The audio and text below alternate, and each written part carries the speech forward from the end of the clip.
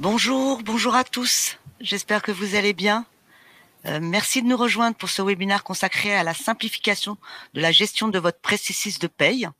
Est-ce que vous pouvez confirmer que vous m'entendez bien? Vous avez à votre disposition un chat à la droite de votre écran. Si vous pouvez me dire que vous m'entendez et que vous voyez la présentation, ce serait génial. Est-ce que vous m'entendez? Est-ce qu'on peut continuer?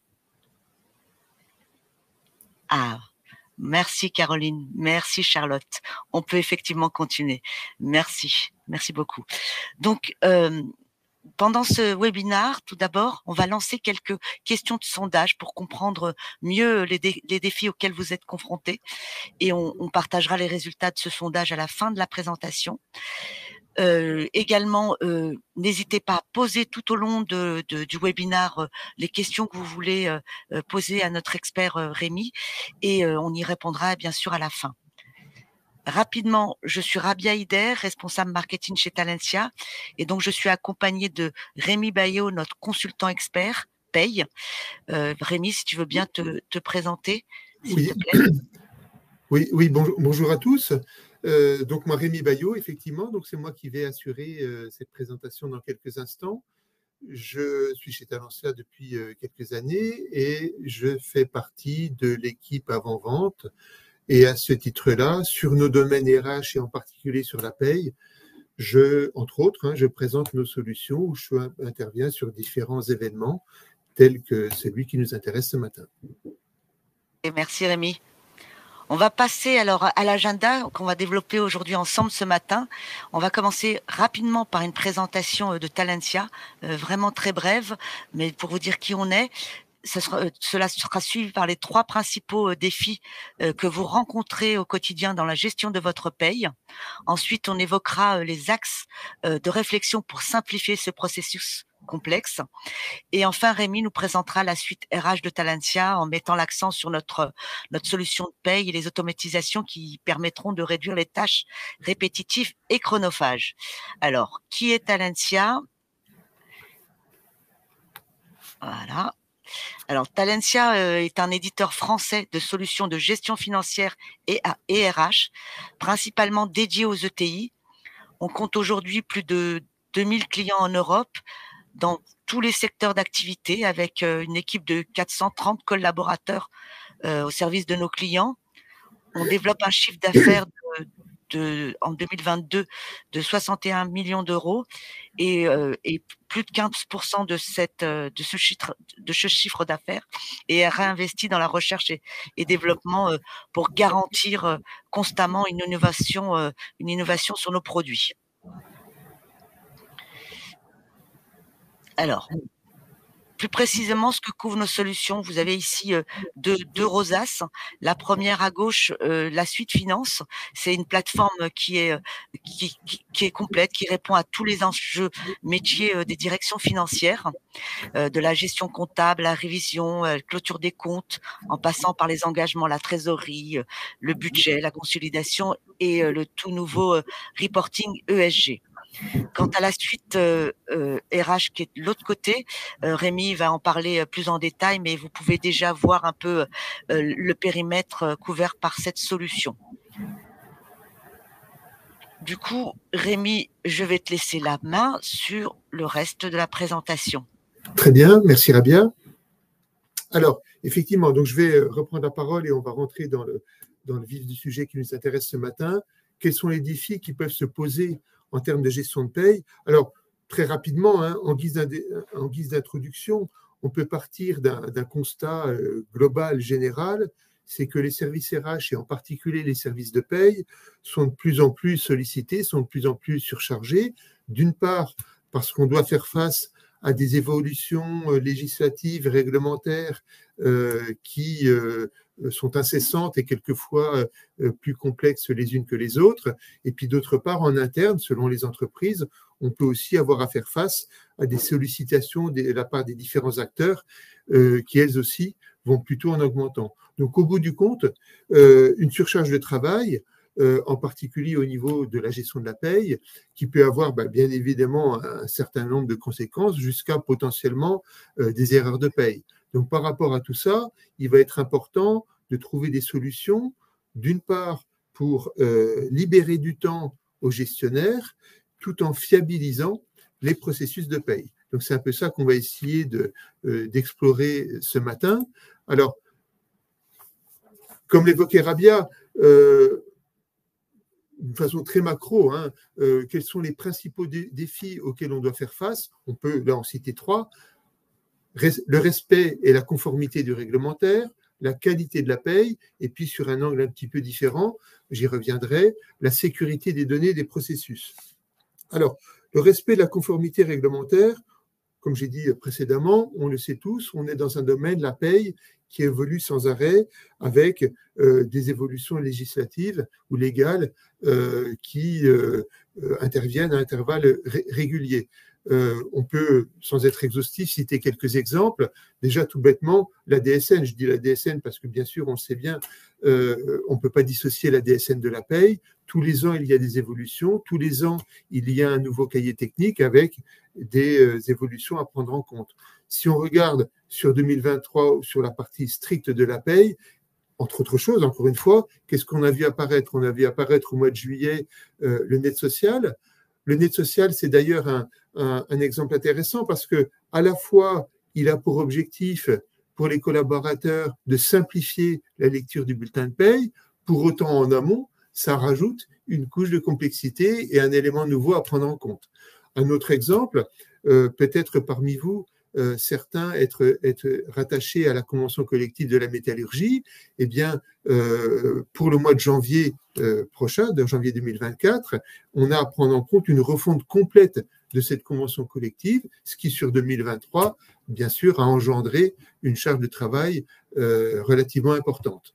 Dernier exemple, et je m'arrêterai là, et là qui nous concerne tous, qui concerne toutes les activités. Ces dernières semaines, on a régulièrement entendu parler de la nouvelle jurisprudence européenne sur les droits d'acquisition, sur les règles d'acquisition des droits à congés payés. Vous voyez, on peut multiplier les exemples, mais ça veut dire qu'en permanence, il faut adapter son environnement à différentes exigences, qu'elles soient fiscales, sociales ou légales, avec parfois, souvent même, des règles qui peuvent être relativement complexes avec un certain nombre d'interactions à prendre en compte. Donc, pour les gestionnaires, ça veut dire de toute façon du temps important à passer pour mettre en œuvre ou faire mettre en œuvre ces dispositions. On viendra sur les modalités de mise en œuvre tout à l'heure, mais dans tous les cas, en amont, du temps à passer sur la manière d'appréhender et de comprendre les tenants et aboutissants des règles nouvelles, et puis en aval,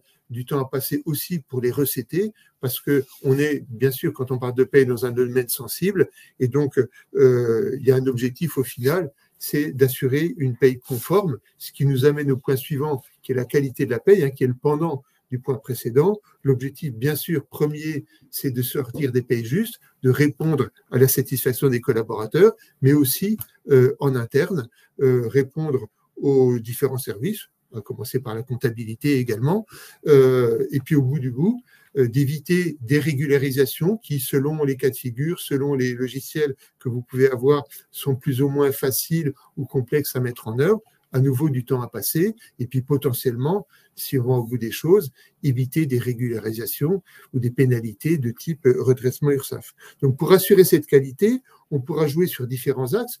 C'est un peu ce qu'on va détailler ensuite, mais d'ores et déjà, on peut en citer deux. D'une part, simplifier et automatiser les calculs, dans le respect de la réglementation, bien sûr, et puis d'autre part, je vais détailler largement parce que ça me semble important, mettre en place un certain nombre d'outils de contrôle qui vont avoir pour objectif non seulement de simplifier, mais globalement, j'aime bien employer le terme optimiser la gestion de la paye, dans le sens où non seulement on va simplifier, mais également on va sécuriser les processus. Dernier point, si je reviens ici, la sécurité des données et des processus, pardon. Alors là, c'est un peu différent parce qu'on s'attache plutôt à la partie infra et à la partie technique de la solution. Néanmoins, j'y reviendrai un petit peu tout à l'heure, même si ce n'est pas le sujet complètement du jour, mais il faut quand même l'évoquer parce que la paye, on est sur un domaine sensible et ça a son importance. Régulièrement, on entend parler de cyberattaques, d'intrusions ou autres. Donc là, il faut traiter cet aspect-là pour ne pas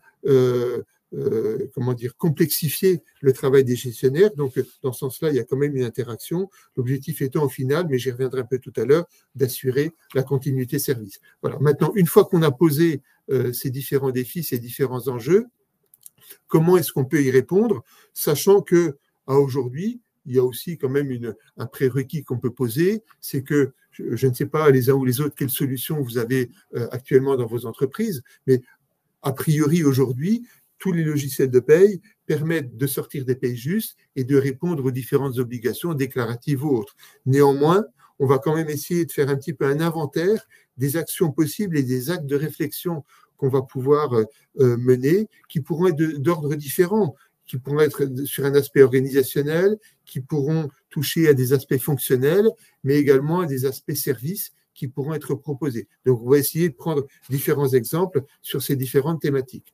Alors, le premier axe que je voudrais développer, qui me semble l'un des plus importants, qui concourt donc à la simplification des processus de paye, c'est la digitalisation de ces processus. Quand on parle de digitalisation,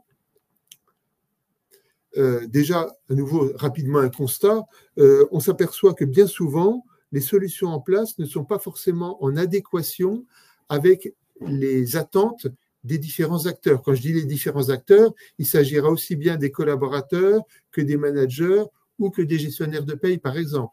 Si je commence par les collaborateurs, ils sont habitués, et quand je dis ils sont, c'est nous, tous autant que nous sommes habitués au quotidien à utiliser des smartphones, à aller sur les réseaux sociaux, à utiliser des applications qui sont toujours plus dynamiques, toujours plus intuitives, toujours plus collaboratives.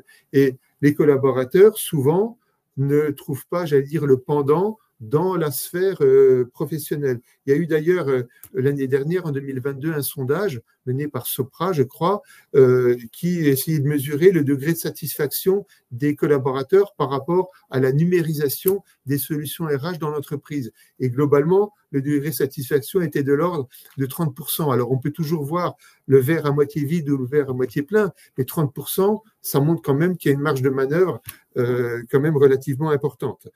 Pour ce qui est des managers, les managers, en termes de digitalisation et de processus, ils vont être en attente d'outils collaboratifs qui leur permettront de communiquer aussi bien avec les collaborateurs qui sont sous leur responsabilité qu'avec les services RH et en l'occurrence les services de paye. Et quand je dis communiquer, c'est dans les deux sens. C'est à la fois pour pousser de l'information, mais à la fois pour en récolter, ce qui m'amène à évoquer les gestionnaires de paye qui, en termes de digitalisation, vont être particulièrement intéressés, où ça va être important, c'est un axe d'optimisation fort sur le fait de disposer d'outils qui leur permettront d'amener automatiquement dans les solutions des informations nécessaires pour traiter la paye. Ça sera aussi bien des éléments variables que la mise à jour des données relatives au personnel, des données administratives, contractuelles ou autres, et des processus qui leur permettraient de se décharger de ces saisies, naturellement, participeront largement à l'optimisation, c'est le terme que j'employais tout à l'heure, et à la simplification de la charge de travail qu'on peut avoir au niveau de la paye. Cela étant, pour complexifier le tout, on peut toujours avoir à faire face à des freins humains, à la fameuse résistance au changement, d'autant plus qu'on est dans un domaine sensible, on parle de paye. Alors, ça c'est le constat. Maintenant, quelles sont les solutions? Alors, la digitalisation au niveau de la paye, en réalité, on la connaît en partie, ne serait-ce que pour communiquer avec les différents organismes. Je pense en particulier à la DSN, peut-être certains d'entre vous digitaliser aussi les déclarations et les DPAE, etc. Donc, sur cet aspect-là, la digitalisation, elle est déjà en place. Là où il y a souvent des axes de progression importants encore à faire, c'est sur les processus qu'on a en interne dans l'entreprise. Je prends un exemple simple, l'embauche d'un collaborateur. Quand on embauche un collaborateur, il faut créer son dossier individuel, mais autour de ce processus d'embauche, il faut aussi émettre un contrat de travail. Ce contrat, il va falloir le signer et peut-être au bout du bout, l'archiver. Eh bien, l'émission du contrat de travail pourrait être automatisée par des fonctions de publipostage. On pourrait y associer une notion de signature électronique et puis l'archivage dans un coffre-fort ensuite. Je vais revenir sur ces notions-là. Et puis, si j'élargis un petit peu le périmètre, autour de l'embauche, on peut avoir potentiellement un processus de onboarding qui va permettre d'accompagner l'arrivée du collaborateur dans l'entreprise avec un certain nombre de tâches et d'actions à mener. Et puis, si j'élargis encore le périmètre, dans l'hypothèse où on a une solution RH globale qui va permettre de traiter aussi la partie recrutement, on va gérer à ce niveau-là des candidats qui, dès lors qu'ils seront embauchés, se transformeront, entre guillemets, en collaborateurs et on va donc pouvoir hériter de toutes ces informations sans avoir à les ressaisir. Et puis, de la même manière que j'ai évoqué le onboarding qui accompagne l'arrivée du collaborateur, eh bien, on mettra peut-être en place un processus de pré-boarding qui permettra de communiquer avec ce candidat. Je prends ces exemples un petit peu rapides, un petit peu simples, mais c'est des exemples qui vont aussi parfois militer en faveur de solutions RH globales qui vont permettre de communiquer de manière transverse entre les différents acteurs, entre les différents domaines, voire entre différentes solutions pour faciliter et fluidifier, j'allais dire, le transfert d'informations pour, à la fin des fins, alimenter automatiquement ce qui va être nécessaire à la paye. Et donc là, forcément, cette digitalisation va largement faciliter et simplifier le travail des gestionnaires. Donc ça, c'est le premier axe qui me semble important et souvent prioritaire. Ensuite, le deuxième sujet, je l'ai évoqué rapidement en évoquant les coffres-forts, c'est la dématérialisation de la paye. Pardon. Alors, quand on parle de dématérialisation de la paye, on pense en premier lieu, souvent en tout cas, on pense en premier à la dématérialisation des bulletins de paye et la mise en place d'un coffre-fort salarié. Juste à ce propos, sur ce sujet-là, j'imagine que c'est déjà en place chez certains d'entre vous, puisque globalement en France, on admet qu'un salarié sur deux, un collaborateur sur deux dispose de ce service. Donc à nouveau, on peut voir l'aspect plus ou moins avancé des choses, juste quand même pour la petite histoire, par rapport à nos voisins européens, et je pense en particulier aux Allemands, on est quand même en retard, puisqu'en Allemagne, on admet que le taux de dématérialisation est plutôt entre 80 et 90%. Et quand on parle de dématérialisation, là, en termes de simplification et d'optimisation, c'est un axe de progrès très facile et très rapide. Le ROI, le retour sur investissement, peut être très facile et rapide à obtenir sous tous les plans, aussi bien en termes de gains de temps, de gains financiers, mais également de satisfaction et de développement de la marque employeur. En termes de gains de temps et financiers, on l'imagine assez bien, on va gagner, selon les cas, en frais de timbrage, de mise sous pli, de distribution. Donc ça, on l'imagine bien. Mais on va aussi favoriser et améliorer, je dirais, l'image que l'on va renvoyer aux collaborateurs. J'évoquais tout à l'heure le degré de satisfaction que pouvaient avoir les collaborateurs sur les outils numériques dans l'entreprise. D'autant plus que, selon les solutions, généralement, le coffre-fort salarié va pouvoir, pour les collaborateurs, leur permettre de les utiliser pour un usage privé, voire même au-delà de leur présence dans l'entreprise. Donc ça, c'est le premier aspect, mais on peut aller plus loin. Souvent, on commence effectivement par la démat des bulletins de paye, mais bien évidemment, on va pouvoir dématérialiser tout type de documents, pas que les bulletins. Alors, en termes de documents individuels, par exemple les contrats de travail ou d'autres, ça c'est un premier aspect. Et puis, si j'élargis encore, au-delà du coffre salarié, il faut penser aussi à la partie coffre employeur qui souvent n'est pas mise en place. L'idée étant aussi de pouvoir avoir un coffre-fort employeur qui va permettre d'archiver tout document d'entreprise, non seulement les documents individuels concernant les salariés, mais les documents collectifs. Et par exemple, ça peut être très utile, si je prends, alors ça n'arrive pas tous les jours, mais à l'occasion d'un contrôle URSSAF, au cours duquel on peut avoir besoin de ressortir un certain nombre de documents sur des périodes passées, plutôt, entre guillemets, de faire quelquefois de l'archéologie ou de rééditer des états passés, ce qui quelquefois n'est pas possible parce que si entre-temps on a changé de solution de paye, on n'a pas forcément cette possibilité-là. Donc la partie coffre-fort employeur est aussi une dimension importante qui participe à la simplification du travail des gestionnaires de paye. Donc deuxième sujet, la digitalisation, mais également la dématérialisation. Troisième sujet, ou plutôt préalable en synthèse, pardon, ce qu'on veut évoquer quand même, c'est qu'en termes de digitalisation, hormis, comme j'évoquais tout à l'heure, hormis les aspects de communication avec les différents organismes, il y a quand même encore beaucoup de choses à faire, y compris, même si j'élargissais un peu le périmètre précédemment, y compris en termes de démat des bulletins et y compris en termes de déploiement de process et de portail collaboratif. Effectivement, si on propose aux collaborateurs un portail qui leur permettra aussi bien d'émettre une demande d'absence, de modifier ses données personnelles, de faire une demande d'acompte si on parle de paye strictement, voire d'émettre lui-même ou de faire une demande de document ou d'émettre lui-même un document dont il aurait besoin, ça va aussi non seulement, encore une fois, répondre de manière, entre guillemets, moderne à des besoins que peuvent avoir les collaborateurs, mais pour la partie gestion de paye, ça va largement contribuer à l'optimisation, au fait de fluidifier le transfert d'informations et d'alimenter implicitement au bout du compte ce dont on aura besoin sur la paye. Donc des gains de productivité, mais aussi en termes d'amélioration ou de développement de la marque employeur.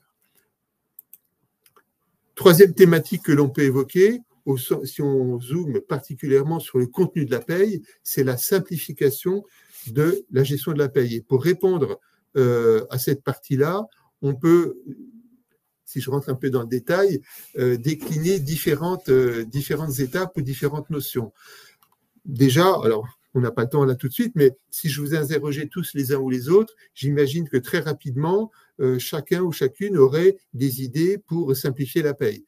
Ce que je veux dire par là, c'est qu'avant de foncer tête baissée sur telle ou telle action, il est intéressant ou important, alors peut-être qu'on peut se dire qu'on le fait systématiquement, mais souvent pas suffisamment de manière rationalisée, de faire un audit de la situation. Et cet audit, il va avoir deux aspects. D'une part, un audit de la partie solution logicielle en place et puis à l'intérieur de la partie réglementaire de paye, mais également cet audit doit nous permettre d'analyser le fonctionnement du service paye, les processus en place, les moyens de communication entre les acteurs, le planning des opérations dans le mois, le temps effectué ou le temps passé pour chacune de ces tâches. Parce qu'effectivement, globalement, alors les chiffres valent toujours ce qu'ils valent, c'est vraiment général, mais pour traiter la paye d'un mois, on s'aperçoit parfois que le temps passé pour gérer les éléments variables, quand je dis gérer, c'est aussi bien saisir, alimenter, récolter, peut correspondre à la moitié de ce temps. Si on fait ce constat-là, eh bien, ça sera peut-être un des éléments qu'on va mettre en priorité, qu'on va mettre en haut de la pile parmi les axes d'amélioration ou de simplification. Un élément qui serait intéressant de mesurer aussi, c'est sur les axes d'amélioration envisagés ou identifiés, c'est d'essayer de mesurer l'investissement nécessaire, que ce soit en argent ou que ce soit en temps passé, pour mettre en œuvre ces axes d'amélioration.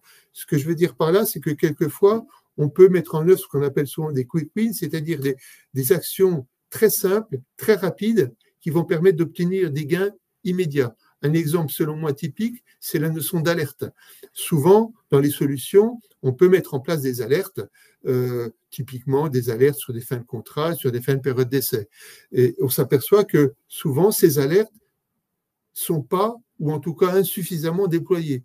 Parce que l'idée, globalement, c'est de pouvoir mettre des alertes en place sur toute notion datée qui, de près ou de loin, permettent de faire de lien avec les collaborateurs. Et même si je reste sur des exemples simples, le fait d'avoir une alerte sur, je sais pas moi, sur des retours d'absence longue durée, que ce soit des congés sans solde ou des longues maladies, ça peut être un élément intéressant qui va aussi aider les gestionnaires et potentiellement nous permettre d'anticiper certaines actions et d'assurer une paie juste sur ces cas de figure à la fin du mois. Donc cette notion d'audit est importante. Et puis sur la partie solution de paye, identifier les processus et au niveau des réglementaires, voir ce qui peut être automatisé. Ce que je peux évoquer aussi, c'est que quelles que soient les solutions, au bout d'un certain nombre d'années, mettons au bout d'une dizaine d'années, il n'est pas anormal de se poser un petit peu, de faire un état des lieux, de voir ce qui peut être optimisé, simplifié dans certains cas, parce que une règle de paye au fil du temps a peut-être été complexifiée pour tenir compte de tel ou tel cas particulier. À un moment donné, il peut être intéressant de rationaliser un petit peu tout ça. De la même manière, on va peut-être identifier des règles qui pourraient être automatisées et qui pour l'instant ne le sont pas et qui font l'objet de saisie d'éléments variables parce que l'expérience montre que souvent, ce qui n'est pas automatisé au début reste en l'état, les habitudes se prennent et à un moment donné, il est intéressant de se poser la question. Donc voilà cette notion d'audit. Ensuite, je vais un peu vite, la notion de planification. L'idée, c'est aussi de pouvoir au-delà du fait de s'assurer qu'on sort en temps et en heure des payes, des règlements, des déclarations, de s'assurer ou comment dire, de réfléchir sur la bonne planification des tâches. Alors vous allez me dire, c'est sans doute implicite, mais là aussi, on peut aussi comment dire, travailler sur une bonne vision qu'on peut avoir des choses et quelquefois s'appuyer sur les outils en place. Si dans l'entreprise, on a une GTA, une gestion des temps et d'activité, de la même manière qu'on utilise cette GTA pour planifier l'activité de salariés qui seraient dans une entité de production, par exemple, pourquoi pas planifier l'activité qu'on a au niveau du service paye, parce qu'après tout, ce qui est vrai au niveau de l'entreprise, l'est également au niveau du service paye. Ce qui est clair, c'est que plus on aurait une vision précise et claire des tâches à accomplir dans le mois, voire même dans une même journée, plus on aura une vision claire de ces opérations, plus on aura ensuite la possibilité d'absorber facilement des imprévus qui inévitablement arriveront. Donc, on est aussi dans le thème de la simplification. Impliquer les managers et les salariés dans les processus, je vais pas revenir, je l'ai évoqué. Simplifier, harmoniser, et non seulement le réglementaire de paye, comme je l'ai mentionné précédemment, mais également l'organisation. Quand on est dans une organisation multisite, au niveau de laquelle, par exemple, la paye elle-même est décentralisée, eh bien, on s'aperçoit parfois que les pratiques, les usages, je reviens à la planification, l'exploitation de paye n'est pas organisée et exécutée au même moment, à un moment donné, il peut être intéressant aussi d'harmoniser et de simplifier tout ça, et de fluidifier, de simplifier les pratiques. Et puis, dernier élément que je voulais évoquer, c'est la mise en place de processus de contrôle de paye, et ça me paraît très important, ça me paraît important et ça participe largement aussi à cette notion de simplification et de sécurisation de la paye. Alors, une remarque préliminaire, tout d'abord, ce n'est pas parce qu'on dispose d'un logiciel de paye performant et a fortiori, si on externalise sa paye, je reviendrai sur l'externalisation ensuite, qu'on doit se sentir exonéré de tout contrôle. La notion de contrôle reste naturellement nécessaire. D'autre part, sur une remarque différente, on peut constater que bien souvent dans les entreprises, et pas forcément les plus petites en termes de taille ou d'effectifs, continuent à faire des contrôles bulletin par bulletin. Ça, bien évidemment, on l'imagine bien, c'est chronophage et pas forcément toujours le plus pertinent. Donc, de la même manière que j'ai dit au niveau de l'audit, il est intéressant à un moment donné de prendre un peu de recul, là aussi, à un moment donné, il est intéressant de se poser la question de la pertinence des contrôles qui sont actuellement effectués versus ce qui pourrait l'être et de quelle manière ces contrôles pourraient être optimisés. Avec toujours 3 questions. Quels contrôles, comment les faire et à quel moment? À quel moment? Pourquoi? Parce que, bien sûr, on va faire les contrôles post-paye, mais il y a des contrôles qu'on va pouvoir faire en amont de la paye et des contrôles qui pourront être faits à différentes périodes. Alors, en amont de la paye, j'évoquais tout à l'heure l'alimentation des éléments variables. L'idée, bien sûr, c'est, avant de lancer des traitements de paye, mettre en place des contrôles sous différentes formes, que ce soit des états, des alertes, des indicateurs sur des effectifs à prendre en compte en fonction des mouvements de personnel, des éléments variables alimentés, s'assurer que les primes que l'on a saisies vont être bien prises en compte, des événements d'absence, de maladie, de congés, etc. Des contrôles en amont. Si je remonte encore d'un cran, bien évidemment, j'évoquais tout à l'heure en termes de processus, tous les contrôles qui seront faits autour de la gestion des dossiers individuels, que ce soit en embauche ou en évolution ensuite, s'assurer que toutes les modifications administratives, contractuelles ou autres seront bien renseignées, validées et cohérentes pour, au bout du compte, être traitées correctement à paye. Tout ce qui est fait avant, naturellement, fluidifie et simplifie ce qu'on fait au moment de la paye.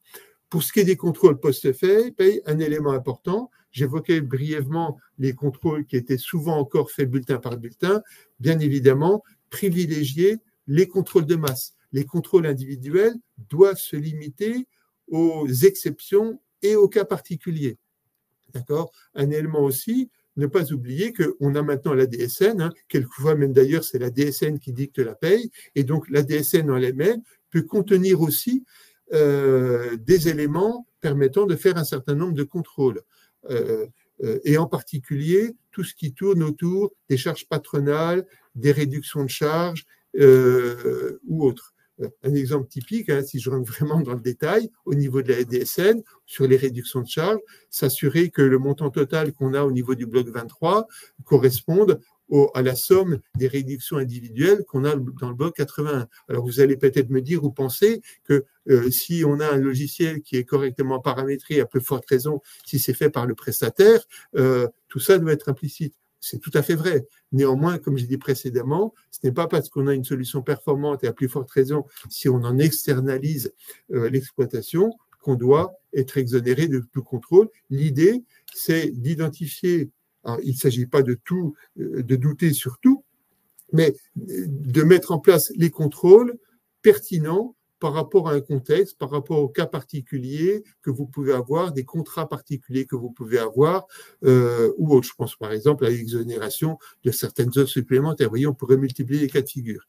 Dernière chose, c'est que parfois, on a la possibilité d'envoyer une DSN test dans la foulée d'un calcul de paye. Donc, avant même d'émettre des bulletins de paye, avant même d'émettre des règlements, on peut envoyer une DSN test avec des retours qui sont très rapides, les fameux CRM 119 ou 120, pour avoir potentiellement la possibilité de réagir directement et d'anticiper des régularisations futures. Vous voyez, c'est quelques petits exemples comme ça, mais qui contribuent à cette simplification. Je suis un peu pris par le temps, mais je voudrais aussi évoquer potentiellement, en termes de temporalité des contrôles, les contrôles de fin d'année. Certes, la DSN, maintenant, permet de faire des déclarations mensuelles, non plus annuelles, mais là aussi, on n'est pas forcément exonéré de faire quelques contrôles en fin d'année. À nouveau, il faut identifier les contrôles qui peuvent être pertinents pour éventuellement éviter ou anticiper des régularisations qui seraient à faire plus tard. Donc, cette notion de contrôle me semble un axe fort permettant de simplifier, d'optimiser et de sécuriser la gestion de la paye. Dernier axe, on a parlé de digitalisation, de dématérialisation, de simplification du processus de paye. Dernier axe que je voudrais évoquer ce matin avec vous, sur un aspect un peu différent, c'est les types d'exploitation qui peuvent être envisagés, encore une fois, dans une optique de simplification. Alors, de plus en plus, les entreprises, ne serait-ce que pour répondre aux évolutions législatives incessantes qui arrivaient, ont besoin de solutions agiles, de solutions qui permettent de s'adapter rapidement à de nouvelles obligations, mais également à de nouvelles organisations qu'on peut avoir en interne dans l'entreprise. Et tout ça plaide en faveur de plus en plus de solutions en mode SaaS, de solutions externalisées. Alors, j'aurais tendance, dans mon propos, à exclure ce matin la partie solution complètement internalisé. Quand je dis entièrement internalisé, c'est aussi bien sur la partie infra que sur la partie exploitation, même si ça existe encore, mais c'est de plus en plus marginal. Aujourd'hui, le marché demande quasiment exclusivement un modèle externalisé, à minima pour la partie infra, c'est ce que j'appelle ici l'infogérance. L'infogérance, ça consiste à dire le logiciel de paye est hébergé chez un prestataire sur un serveur sécurisé et vous n'avez, vous, côté entreprise, pas à vous soucier de la partie mise à jour, de la partie administration du serveur, de la partie administration de l'application. Donc, ça répond à des enjeux d'optimisation, de maîtrise des coûts, de sécurité, j'en parlais en introduction, et ça permet finalement d'assurer cette continuité de service. Donc ça, c'est le premier niveau d'externalisation. Ensuite, sur la partie exploitation, là aussi, on peut faire varier le curseur avec un premier niveau qui va concerner ou consister à une externalisation partielle de l'exploitation. Ça veut dire quoi? Ça veut dire que vous gardez la maîtrise de votre exploitation, vous déclenchez les traitements quand vous le voulez, vous déclenchez vos payes, vos règlements, votre comptabilisation. C'est vous qui gardez la maîtrise du calendrier d'exploitation. Pour autant, en amont, vous confiez au prestataire la maintenance de l'environnement et en particulier la maintenance de l'environnement réglementaire. Réglementaire, qu'il soit légal, qu'il soit conventionnel ou qu'il soit lié à des usages ou à des accords d'entreprise. Donc ça, c'est un élément important. C'est le premier niveau d'externalisation fonctionnelle. Vous confiez à un tiers la maintenance de votre environnement. À nouveau, on est sur un objectif de maintien en conditions opérationnelles avec le fait qu'au-delà de cette maintenance ou en parallèle, ces services s'accompagnent en général d'une assistance naturellement fonctionnelle à l'utilisation de votre système d'information RH. Dernier niveau, c'est l'externalisation totale, ce qu'on appelle aussi le BPO, le Business Process Outsourcing, qui consiste à externaliser non seulement la maintenance réglementaire, mais tout ou partie des services et des traitements. Donc là, on parle d'externalisation de traitement où, à ce moment-là, il y a une question à se poser, c'est quel niveau de compétence est-ce que l'entreprise souhaite conserver en interne, avec néanmoins une remarque, parce qu'à ce moment-là, ça peut permettre de, j'évoquais tout à l'heure des services de paie qui pouvaient être décentralisés, ça peut permettre de limiter bien sûr un petit peu les ressources liées à la gestion de la paie. Pour autant, je voudrais quand même faire une remarque, c'est que l'idée n'est pas de remplacer complètement les gestionnaires de paie, mais de les aider, parce que de la même manière que j'évoquais le fait que ce n'est pas parce qu'on a une solution performante, qu'on est exonéré de faire des contrôles, de la même manière, le fait d'externaliser tout ou partie de son exploitation n'empêche pas qu'il faille quand même conserver de la compétence en interne, ne serait-ce que parce que cette compétence elle sera nécessaire pour communiquer avec le prestataire et parler le même langage. Donc l'idée, c'est plutôt d'assister l'entreprise sur son exploitation de paie.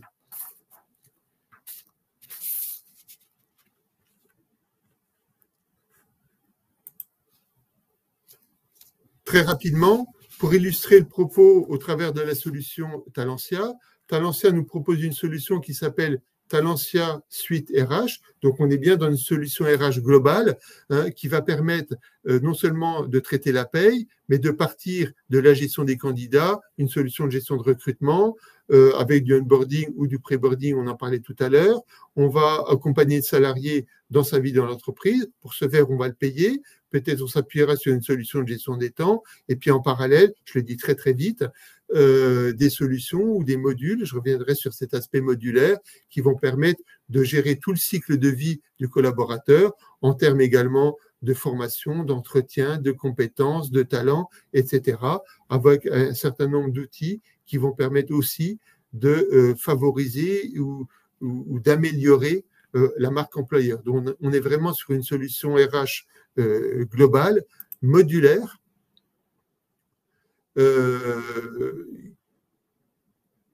qui va permettre largement de favoriser cet aspect collaboratif puisqu'elle va permettre de s'adresser à tous les acteurs, qu'ils soient gestionnaires de paye, qu'ils soient, je sais pas moi, responsables chargés de formation, qu'ils soient managers, qu'ils soient collaborateurs. Donc les uns ou les autres vont disposer d'accès sous toute forme. On est sur des accès, une solution qui est responsive design, qui va pouvoir être utilisée aussi bien sur un PC, sur une tablette, sur un smartphone. Alors bien sûr, il y a des domaines qui s'y prêtent plus que d'autres, mais l'idée c'est d'avoir une solution globale, multi-acteurs, collaborative, qui va largement participer à cette fluidité dans les manipulations, dans les circulations d'informations et qui pourra au-delà de ça, être interopérable, c'est-à-dire facilement s'intégrer dans un système d'information global que vous pouvez avoir au niveau de l'entreprise. Alors, en termes d'organisation, on est centré sur ce qu'on appelle un corps RH qui va permettre de proposer aux uns ou aux autres un portail qui sera adapté au rôle. Naturellement, si je suis collaborateur, si je suis manager ou si je suis gestionnaire de paye, je n'aurai pas exactement les mêmes accès, les mêmes besoins. Et depuis ce portail, en fonction de mon rôle et de mes autorisations, naturellement, eh bien, je pourrais aller aussi bien sur la paye que sur le recrutement, la formation, les entretiens, et ainsi de suite. Donc, on est sur une solution modulaire et donc évolutive qui va permettre d'accompagner aussi l'entreprise dans l'évolution de son organisation et de ses besoins. Il y a une dimension que je n'ai pas évoquée, mais qui participe aussi largement à la simplification de la paye, c'est tout ce qui est indicateur analytique, tout ce qui est reporting, tout ce qui est analyse, puisque le temps à passer à produire aussi bien des documents dont on a besoin pour répondre à des obligations légales que des documents d'analyse en interne, des charges, des rémunérations, des effectifs. Si on n'a pas d'outils, potentiellement, c'est des opérations qui peuvent à nouveau être chronophages. Donc, l'idée aussi, c'est de proposer des outils intégrés, natifs dans la solution, qui veulent permettre de répondre à ces notions-là. Pour prendre quelques exemples rapides, on a parlé tout à l'heure de contrôle, et en particulier de contrôle au niveau des dossiers des collaborateurs, avec une notion importante, la notion d'alerte, le fait que ces contrôles, au-delà des contrôles obligatoires, ne serait-ce que parce que attendus par la DSN, vont pouvoir être paramétrables par population, par priorité, etc. Une notion importante, c'est la notion d'induction. Le fait de dire quand je saisis une information, automatiquement, ça va alimenter d'autres champs. Un exemple concret, autour de l'emploi. L'emploi, il est défini par rapport à une convention collective, il est associé à une classification, il est associé potentiellement à un statut, etc. Et donc, dès lors que je vais affilier au moment d'une embauche un collaborateur à un emploi, automatiquement, ça va alimenter un certain nombre de champs correspondants et on va gagner à la fois en temps de saisie et à la fois en sécurisation pour éviter des incohérences. Un autre exemple, et j'insiste à nouveau sur cette partie contrôle qui me semble importante, l'idée c'est de proposer une solution qui puisse être proactive et qui puisse prendre en charge des contrôles à votre place, des contrôles qui peuvent être paramétrés, à nouveau ciblés. L'idée, c'est d'identifier les cas particuliers. Ça va être, par exemple, des paies négatives, ça peut être des écarts importants par rapport au mois précédent, ça peut être contrôler des paies qui sont concernées par des oppositions sur salaire. Vous voyez, on peut imaginer différents cas de figure, que ce soit aussi bien pour identifier d'éventuelles anomalies que pour suivre de près des cas qui nous semblent particuliers et importants. Donc l'idée, c'est de proposer une solution qui puisse être, encore une fois, proactive et qui puisse prendre en charge un certain nombre de contrôles à votre place. Toujours, j'en ai pas parlé dans une idée d'optimisation et de simplification, je pourrais évoquer la notion de scénario qui permettra d'automatiser un certain nombre de traitements, typiquement enchaîner automatiquement toutes les opérations qu'on a à faire en fin de mois. Et dans le même ordre d'idée, on pourra avoir des scénarios qui seraient planifiés et qui automatiseraient à date et heure fixe la production d'un certain nombre de rapports, d'un certain nombre de tableaux de bord. Là aussi, encore une fois, c'est des opérations qui, si elles ne sont pas automatisées, peuvent être chronophages. Et quand on parle d'analyse au sens large, ça peut être aussi bien des indicateurs, ce qu'on appelle des indicateurs analytics dynamiques qu'on pourra trouver sur le portail des uns et des autres, y compris au niveau du portail des gestionnaires de paye. Hein, et ça peut permettre aussi de fluidifier, de gagner du temps parce qu'on aura de manière dynamique et tout à fait graphique et visuelle des indicateurs sur des mouvements personnels, sur des effectifs, sur des rémunérations, des modifications de contrat. On peut imaginer différentes choses. Et puis aussi bien sur un autre plan, des indicateurs automatiques ou des tableaux de bord pour répondre aussi bien au bilan social, les index égalité hommes-femmes, on pourrait là aussi multiplier les exemples. Donc tout ça fait partie de la solution Talentia qui est conçue pour permettre un usage collaboratif, global, sur un périmètre RH complet et modulaire et évolutif, avec donc pour répondre à des enjeux aussi bien d'utilisation, technique, de sécurité et de productivité. Et dernier point sur la partie service, puisque j'évoquais cette dimension-là et je m'arrêterai là, l'idée c'est de pouvoir vous accompagner sur les différents niveaux que j'évoquais précédemment en termes d'infogérance, assurer uniquement l'hébergement, mais également en termes d'exploitation, que ce soit partiel avec la prise en charge de votre maintenance réglementaire, quelle qu'elle soit, légale, conventionnelle, liée à des usages d'entreprise, ou avec des traitements, la prise en charge, plus globale, la prise en charge de traitement et de déclaration, ce qu'on appelle chez nous le managed services. Donc là aussi, un niveau de réponse pouvant être porté ou proposé par Talentia avec un curseur que l'on va pouvoir mettre là où vous le souhaitez, avec de toute façon, et c'est un élément important, quand on parle de processus, il ne s'agit pas de déshumaniser toutes ces opérations, et là en termes de service, c'est tout à fait le cas, parce qu'au-delà du fait de proposer des outils de ticketing, vous auriez, je ne sais pas si vous le dire au futur ou au conditionnel, en face de vous ce qu'on appelle un business leader, c'est-à-dire une personne physique qui vous sera affectée, que vous connaîtrez et qui sera en relation avec vous pour vous aider au quotidien, aussi bien pour prendre en charge des évolutions que pour vous assister sur tel ou tel besoin ou question que vous pourriez avoir. Donc, globalement, l'idée, c'est que Talentia puisse proposer une solution RH globale, aussi bien d'un point de vue fonctionnel que d'un point de vue service. Voilà. Je m'arrête là. Simplement, en conclusion, l'objectif aujourd'hui ou ce matin n'était pas de parler d'avenir et de technologie à venir, ou de projection, mais de faire un petit focus rapide, en une demi-heure, trois quarts d'heure, sur les différents leviers que l'on peut avoir à disposition dès lors qu'on parle de simplifier son organisation de paye. Cela étant, néanmoins, ce n'est pas l'objet de la réunion ce matin. Il faut quand même avoir en tête que la technologie évolue très rapidement et permet, c'est le cas chez nous aussi au niveau de nos services de R&D chez Talentia, cette technologie permettra d'intégrer des notions d'intelligence artificielle, de ChatGPT, etc., pour plus de collaboratif, pour plus de prédictif, et ça va permettre aussi d'individualiser plus facilement les relations qu'on aura entre les collaborateurs. C'est donc aussi une dimension sur laquelle chez Talentia, nous travaillons. Je vois Rabia qui apparaît. Je suis revenue, oui, effectivement. Alors oui, on a un peu débordé effectivement sur la présentation. Donc j'ai pas de questions dans le chat, donc ça va bien. Donc ça veut dire que tu as été super clair. N'hésitez pas à noter la présentation. On peut partager rapidement les sondages, en tout cas, mais je pense qu'on n'aura pas le temps de les commenter. Je les partage pour que vous puissiez avoir les résultats et surtout vous benchmarker si vous y avez répondu. Et puis on vous dit merci beaucoup. N'hésitez pas à noter cette présentation. Je vous ai mis dans le chat tous les éléments pour pouvoir avoir des informations complémentaires si besoin. Et bien on vous dit à bientôt. Merci Rémi. Merci à vous tous.